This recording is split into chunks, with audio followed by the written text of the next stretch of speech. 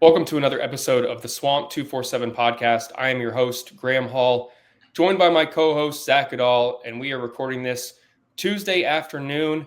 It has been 72 hours, just about, since Florida suffered their latest disappointing outcome, a 26-7 defeat to a Miami team that now, heading into the week 5 of the 2025 regular season, is up to number 2 in the country. As impressive as the Canes are, Florida had their chances in this game, and I think that is what was so disappointing in a sense. It was 13-7. The Gators, after a, quite honestly, pretty putrid first half without a third down conversion, had their chances in the second half. They were driving into Miami territory and were unable to convert on fourth down, allowing the Canes to then take advantage, drive all the way down the field, get 2 touchdowns, and make it a much more lopsided contest than it was. Give a lot of credit to Florida's defense because once again, for the second consecutive week, after falling 20-10 at LSU a week prior, Florida's defense kept the Gators in the game, but it was Florida's offense that had so much futility in a sense that they were unable to string together drives, convert on third down. They finished the game 0 for 13 on third down. They had more fourth down conversions than third down conversions. Tommy Doman was arguably Florida's player of the game, considering how much work he got in the punt game.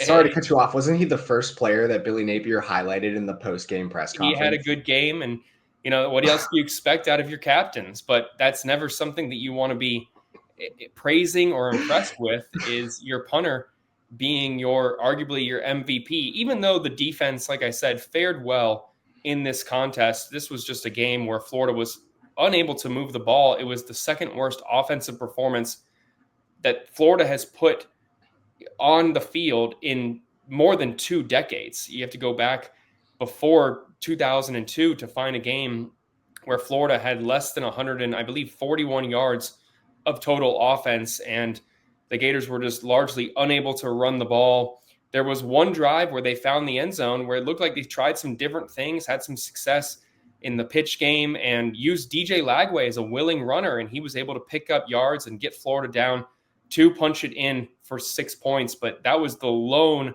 highlight offensively for Florida.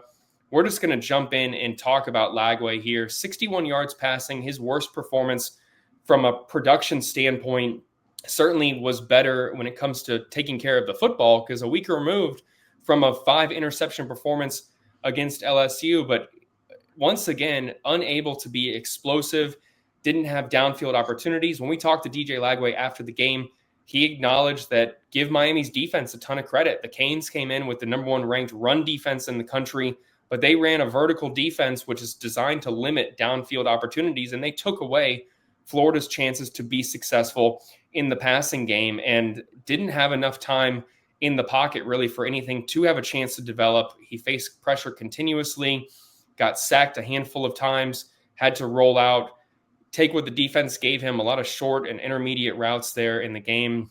And any hope that DJ Lagway would improve in the bye week has kind of evaporated. Adding, Zach, you said it before we started the podcast, adding some insult to injury here, in a sense, is that injury to insult. Excuse me. Is that DJ Lagway, after coming out, and give him some credit, some people compared what he said to a Tim Tebow Ole Miss type speech that, is known as the promise at Florida. There's a plaque of Tim Tebow's famous speech after the game that you heard him say, you'll never see another team work as hard as we're going to work the rest of the season.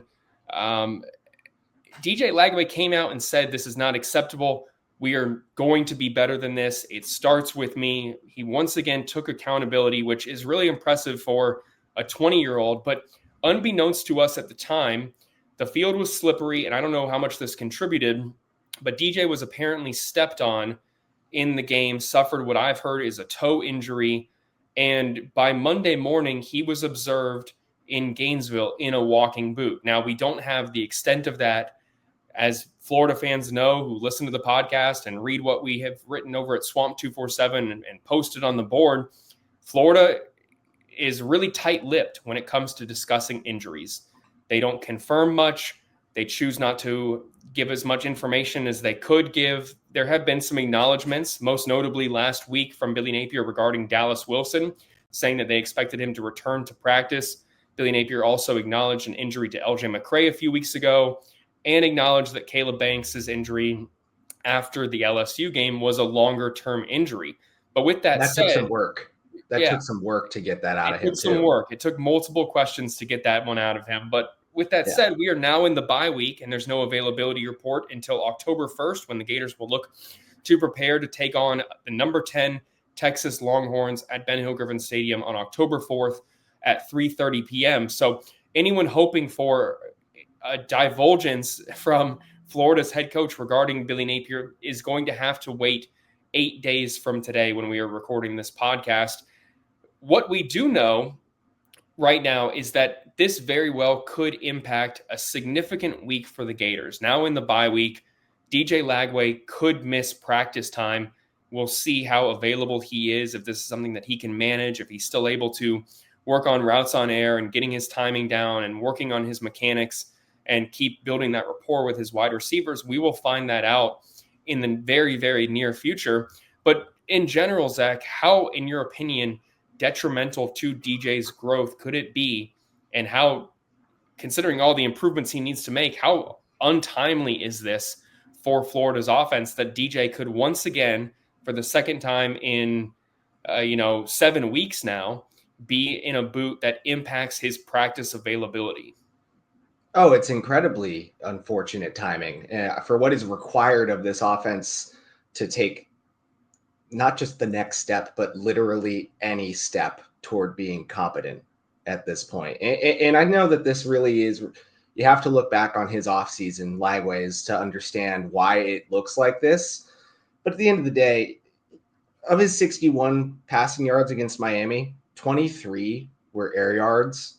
So that accounts for passes being thrown like behind the line of scrimmage and a player getting it past the line of scrimmage. You'll subtract air yards in that instance. Like, you guys have heard me talk about it. I'm willing to pick on Billy Napier as the play caller and offensive coordinator, even with what DJ Lagway has dealt with in mind. This was a fireable offensive output across the board. And so, quite frankly, have been other games. I mean, even the LSU game where DJ Lagway deserves the fault and the blame for multiple interceptions, as we went over last week. All this said is like, yes, what's required of the offense to progress would be DJ Lagway making significant strides and being able to practice. It's just unrealistic at this point to expect that, even if he were healthy, in my opinion. Like, we're 4 games in. The challenges, the schedule still remains incredibly tough, and it's not going to get any easier, even though arguably they've gotten 2 of their biggest opponents out of the way at this point. It's just unrealistic to me to expect this offense to make strides with the way DJ's been playing, the way that Billy Napier has called his offense this year and over several years. We know what this is at this point. So in a vacuum, right, like, this is incredibly detrimental for DJ Lagway to even potentially just be limited in practice. It goes against everything that he needs at this point. But, like, listen, if he were fully healthy and good to go throughout the entire bye week, I would still be quite skeptical that we would see the strides that this offense needs to make. And I think I mentioned this on the last pod. I know I've said it on the message board. I've said it in a lot of different places. That the defense playing well is great. You know, that's keeping them in some games, at least to an extent.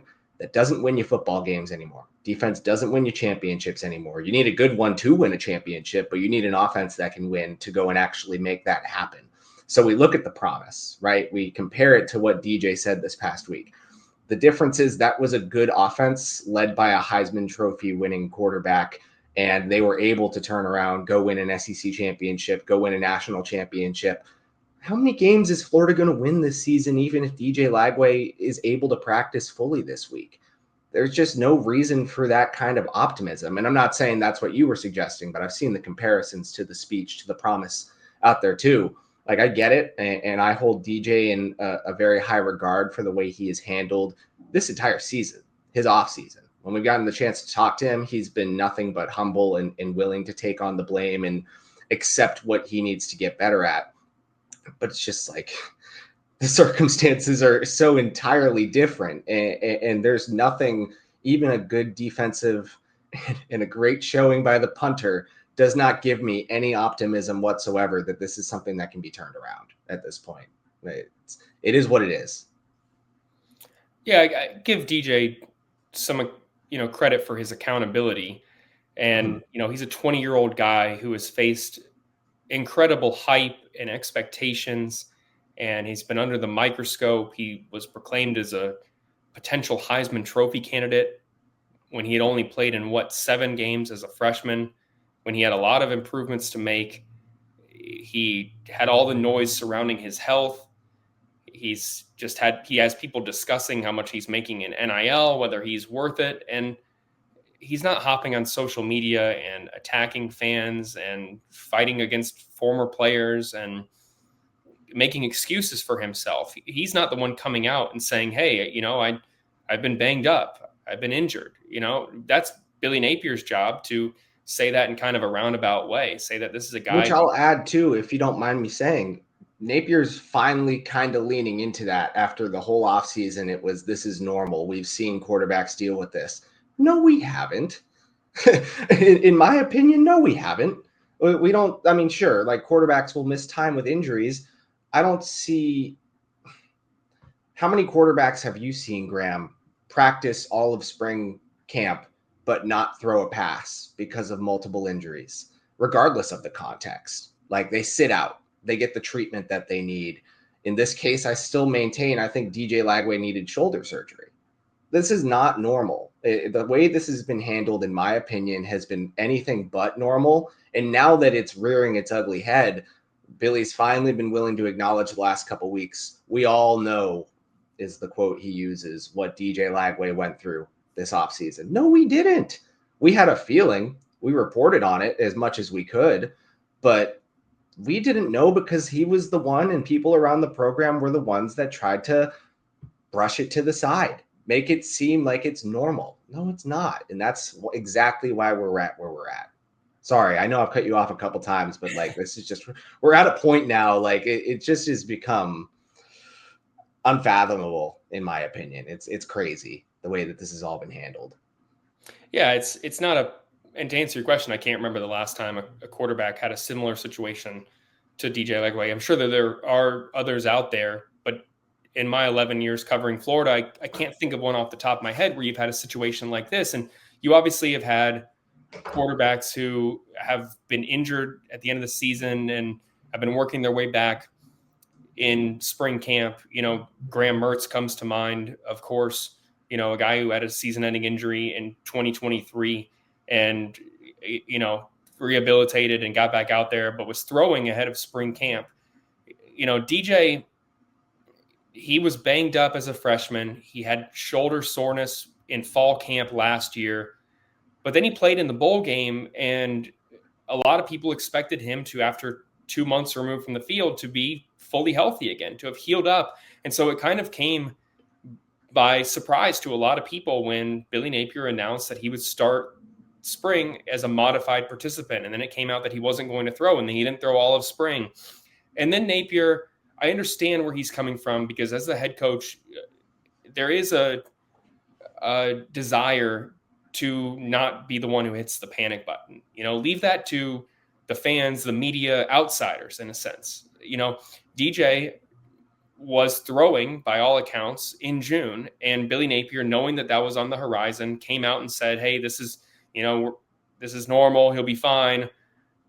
He took a confident approach, and I can't knock him for that, because you don't want to panic as a coach. You want to praise the other guys in the room and make things like, yeah, well, the good thing is the other guys are getting extra reps in practice, and it's going to aid their development, and we feel good about our quarterback room.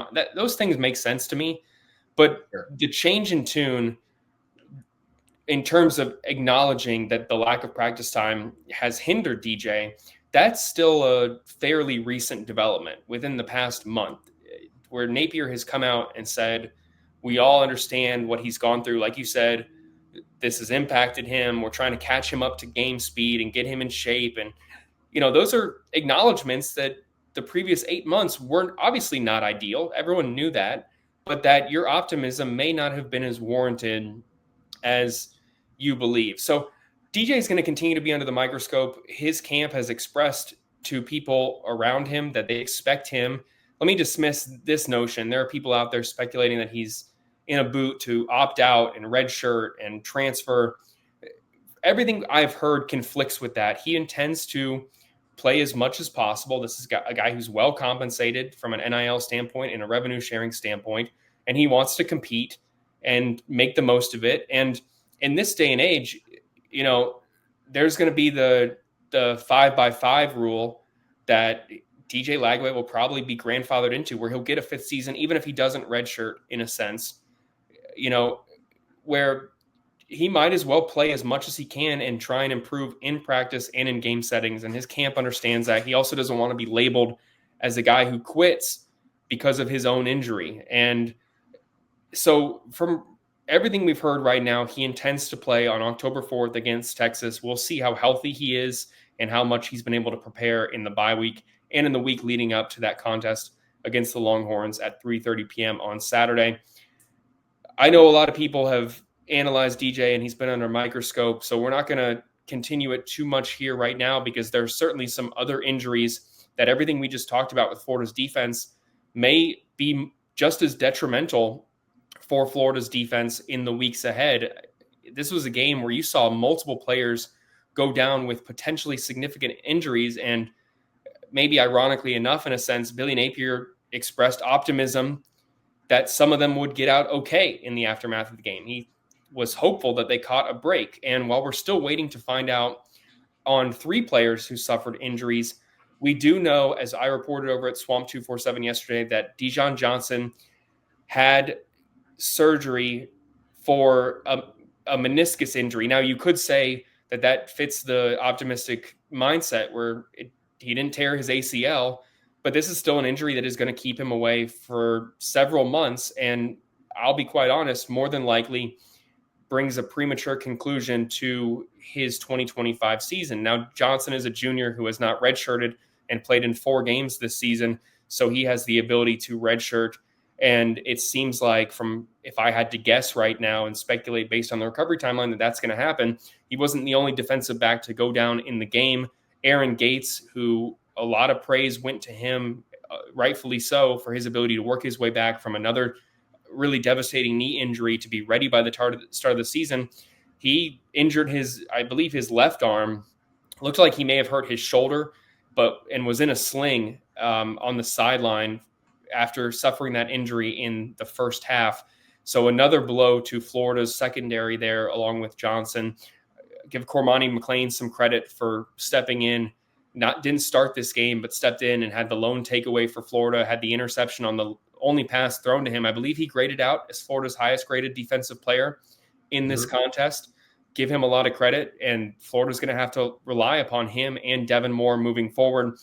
Arguably, though, the most significant injury, which we're still waiting to get some clarity on, we're working behind the scenes to get some information on him, is Brendan Bett, who has been in the news recently for obviously the unfortunate incident at the end of the game against USF, where he was ejected for the unsportsmanlike conduct penalty for spitting on USF offensive lineman Cole Skinner. But Bett has been good filling in, and he made the start at defensive line with Caleb Banks sidelined and Mekhi Burrow missing his 2nd straight game. And with, there were a couple other guys out as well for Florida. George Gums Jr. was doubtful for the contest. He ends up missing the game. Bett suffered what looked like a very serious knee injury. Well, obviously, like I keep saying, look to get concrete details on what that ailment is. But that's another starter for a defensive line that is just seeing guys, to be quite honest, drop like flies. And losing 3 guys who are starters in your defense, it raises the question, is Florida's defense going to be able to compete at the same level? I think you need to give them some credit for being able to be successful still without guys like Burrow and Banks, but this is a situation where Florida, they couldn't afford any more injuries, and they had those guys down. Add in on top of that one of the 4th down conversions, a play to J. Michael Sturdivant, he ends up having to exit the game with, if I had to guess, it looked like a concussion, a serious one. And, you never can, fortunately, there's a bye week. You never can expect a guy to just bounce back within a week or even 2 weeks from a concussion. So we'll see what happens to Florida's starting wide receiver in J. Michael Sturdivant. But I just mentioned 4 guys right there that are adding to Florida's woes on top of the Lagway news. So the bye week couldn't come at a better time for the Gators. And Zach, that leads me to my next question. This is a critical week for Florida. Go back a season ago where Florida was struggling to begin the season, starts 1-2, and then they get to the bye week. And Billy Napier consistently credited, as did the players, the bye week for facilitating the turnaround on the field. Now, it's a much different situation here because last year Florida's woes were on defense, and they made some changes, moving Ron Roberts up into the box, and the improvement just happened in the weeks ahead. It was really impressive. But now offensively, you're relying on a quarterback who may miss some practice time to make some strides, as well as you've lost several starters. With all that said, and I do want to hear how confident you are that this could happen. In your opinion, just how critical is this bye week for Florida, that they implement improvements, that they don't finger point, they don't splinter, they don't play the blame game, that they stick together, and that they figure out something not just for the players on offense, but for Florida's coaching staff? How critical is this, to use the words that Billy Napier used, that they go back to the drawing board and figure this out, even though people are saying the season is lost? How critical is this bye week at maybe prolonging the casket being closed on the Florida Gators in 2025? The timing of you asking me that is crazy because it just popped up on my phone that Oklahoma State has fired Mike Gundy. Wow. Right now.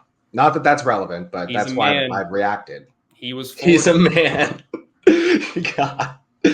Well, listen, I think that the prospect of them. Sorry, I've got a crazy dog in here. Not splintering, not pointing fingers, going into this bye week motivated to, fix things and get better is all well and merry. And I think that that's a good sign of a strong culture, regardless of how things are going. And I think that last season is a good example of that being possible. But to me, it's all about the offense. And I think that it goes several ways. One, I think DJ Lagway needs to sit. And that's not me calling for his permanent benching in Florida, but I think with the way he's playing, with the injury concerns, the toe or foot being the latest one, but I know I said this earlier, I maintain the shoulder doesn't look right. I don't care what anyone says. We know there's been reporting he might have needed surgery. And even if that weren't to happen, you got to sit him right now, in my opinion, to restore his confidence, allow him the time maybe to practice, and then you can circle back at some point this season if you see the improvements without the stress of the game day environment. I think you need to sit him and install Tramel Jones as your starting quarterback until further notice. And I know that is also not a great concept because it looks like you're throwing on the season 4 games in, but I don't know what a better alternative would be. If you keep trotting this out, we're going to keep seeing the same thing over and over again. It's like the definition of insanity. And I'll kind of build upon that for the next point. Billy Napier needs to give play calling to Russ Callaway. I don't know if that's going to happen. Truthfully, I don't know if Russ Callaway is the best option, but he has experience at least. And you point back to last year when Ron Roberts moved into the box. I don't know, was it the Texas A&M game or was it during the bye week? Because I wasn't here, obviously. But one way or another, around this time last year, they made the play calling change. And we've hammered it throughout the offseason that Billy Napier thinks he's the best option for Florida as a play caller. I remember his quote to, I believe, Josh Pate saying that it's what got him here. I entirely disagree with that assessment, with that self-assessment. But there was a willingness at that point, and it wasn't even the first time he was willing to change defensive play callers. I mean, Patrick Toney, whether he left on his own or was kind of pushed out for a replacement to Austin Armstrong, like Billy Napier's been willing to do that on the other side of the ball. This is the worst offense in the SEC. It's only contested by South Carolina, which is also kind of crazy. But Florida in points per game is the worst. Yards per game is the second worst. It flips with South Carolina on both of those. It's as bad as it's been in Billy Napier's time here, and it's never been particularly good in Billy Napier's time here. So why he believes he's the best thing that could happen to this offense, why he's the best man for that job, it really beats me because it goes back to before Florida, even with how well it operated at Louisiana. It's just not the same. And it wasn't particularly great anywhere else he's been. Obviously, it's the reason why he didn't stay at Clemson for very long.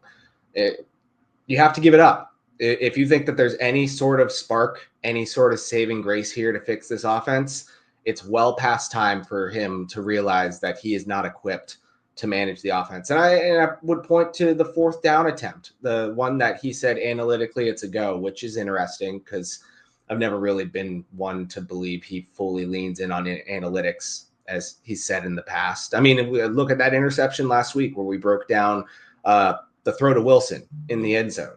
Analytically, in my opinion, you want to go for the touchdown there. And he was telling us all about how he wanted DJ to take what he could get so they could take the field goal. Well, that's not analytically strong.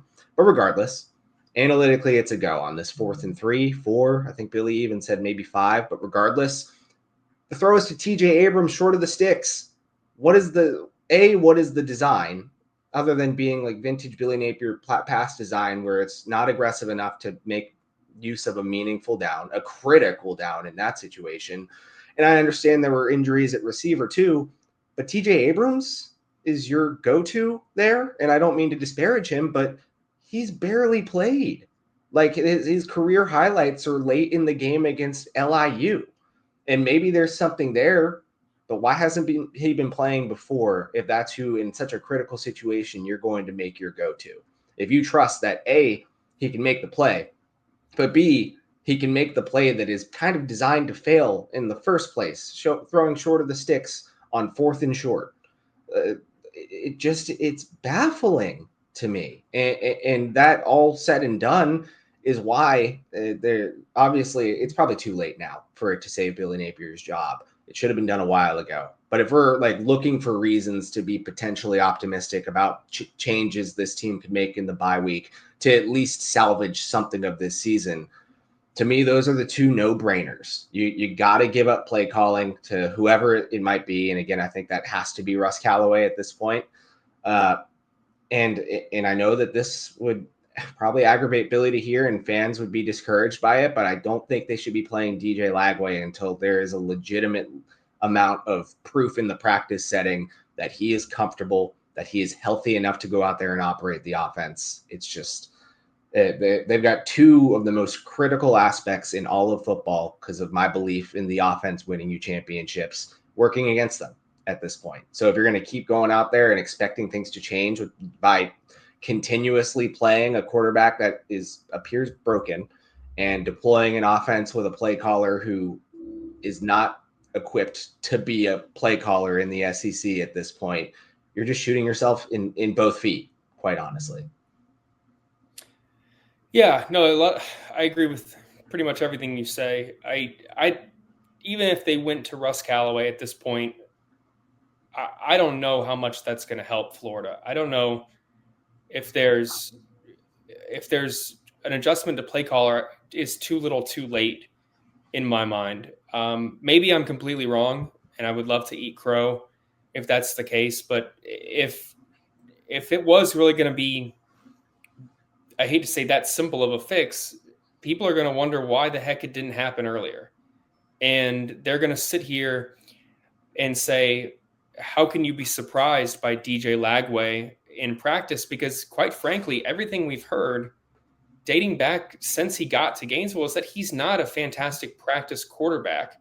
Mm-hmm. He would go out in games last year and just make some really, really impressive throws that quite honestly took Florida's coaching staff sometimes by surprise. They knew that he had the explosive arm power, but they hadn't seen him really be as efficient in practice as he was in games last year. And he has not been a fantastic player in practice when he's been available this year, even if a lot of that stuff is understandable. Listen, before we finish talking Florida football, I just want to say this. Covering a coach who is on this much of a hot seat is not fun whatsoever. You're writing things that people don't want to read. You're asking questions that are either too tough for the coach, or they're not tough enough for your readers, your subscribers. And this isn't about winning as a media member, but someone's going to be upset with you at some point. And people are free to disagree with me however much they want, but Billy Napier is a good person. I've seen some accounts out there that have said some crazy stuff about him being a bad person because he hasn't quit or resigned and stuff like that. It's ludicrous, okay? You can judge Billy Napier however you want by his on-field product, and you can pick apart how he is in press conferences. I know I can take it when you don't like what I say, and I know he can take it when you don't like what he says. But with all that said, what's really tough about this, and part of why I think he is still here, is that Billy Napier is a well-liked guy. He is likable. He is a good person. The players respect him, especially the players' families respect him in comparison to previous coaches who have been here. And it's not just Billy. They respect Rob Sale. They respect Billy Gonzalez, Jabbar Jalouk. The list goes on. This is a well-liked organization by the people who are within it. With all that said, there is an understanding from the fans, from the national media, from the local media here, including you and me, that the on-field results have not met the level of expectation that Florida fans rightfully deserve to have. This is a storied program with a lot of pride, high expectations, and they deserve to not be as futile as they are right now. And Billy Napier, people come out and say that he hasn't been accountable, that he hasn't taken the blame. One of the first things that Billy Napier says after pretty much every loss, and on Mondays and on Wednesdays, is that we're not good enough, and it starts with me as the head coach. And when a player, he says all the time, when a player is not having the success, you have to look in the mirror as the teacher. Now, with all that said, he can say that he's looked in the mirror and is taking accountability, but actions speak louder than words. And him continuing to maintain a stranglehold on the play calling and maybe, I hate to say mislead, but mismanage the messaging regarding where DJ Lagway was at for the previous 8 months has led to not correct expectations and more vitriol and frustration than there would have been if expectations had either been tempered or Florida had chosen to go in another direction at quarterback. Even if they think DJ has a higher ceiling, there should be an understanding that this is a really talented team around the quarterback. And to use Billy Napier's own words, sometimes the quarterback gets too much blame and sometimes they get too much credit. The other guys around Florida deserve more credit, because if they had a quarterback right now, whether it was DJ or Tramel Jones or Aiden Warner or Harrison Bailey or Clay Millen, whether they had a quarterback who was able to just execute the offense and put Florida in a position to be successful, not go out there and be a hero every single play, Florida would have a chance to be a lot more effective than they have been through the first month of the season. That's my diatribe. We're going to stop talking about football, and we're going to wrap up this episode of the Swamp247 podcast and say that if you are looking for a light at the end of the tunnel and a reason to feel excited, Florida fans, I got good news for you. Monday afternoon was the first Florida men's basketball practice for the defending national champions. The season is 41 days away, and man, the schedule is exciting. We were the first site to report yesterday that Florida is playing FIU and Illinois in the secret scrimmages. And then you have Arizona in Las Vegas, Miami. You want some vengeance, Florida fans? November 16th against Miami in Jacksonville, Florida State, Duke in the first week of December, UConn in Madison Square Garden, and then an exciting SEC schedule. I know Todd Golden is excited for this team, and he's excited for his friend Stephen Pearl, who now takes over at Auburn after Bruce Pearl announces retirement on Monday. So if you're looking for something to be excited about, fear not. Look ahead. We're going to have tons of basketball coverage coming. I've got a bunch of features I'm working on. We'll be meeting with the team every single week. We'll have notes from the open practice sessions. So stick with us. Even if you're no longer locked in on football, stick with us because basketball coverage is here. It's an exciting time. I know for our baseball fans, the season will be here before you know it.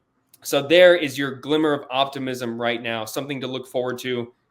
It's the Florida men's basketball program right now. Basketball season is here. As people say on our board, Florida's a basketball school now. But for now, that is going to do it for this episode of the Swamp247 Podcast. For Zach Goodall, I'm Graham Hall, and we'll see you next time.